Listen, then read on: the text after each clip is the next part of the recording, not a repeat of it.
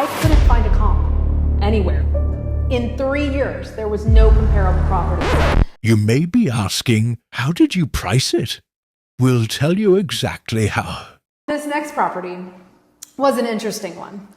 I had a client who purchased the home 3 years prior, obviously at a time when homes were significantly higher priced than they are currently. I couldn't find a comp anywhere.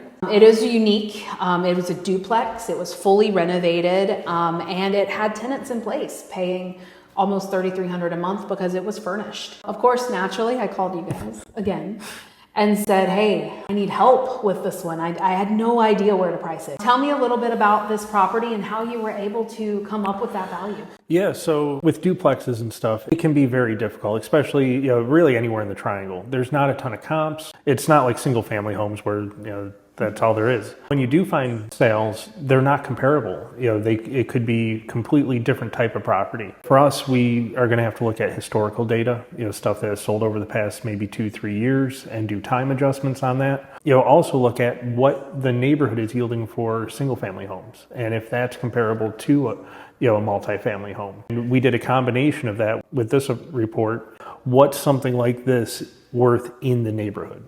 You look at other renovated homes in that neighborhood and they were selling at similar prices. Putting all those puzzle pieces together and getting the report done.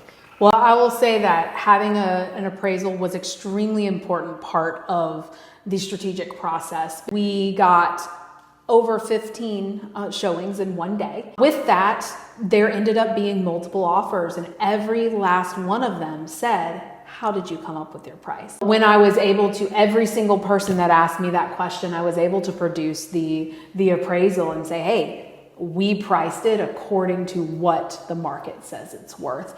And we ended up going under contract above asking, and it ended up selling above asking. The seller didn't have to bring anything to court.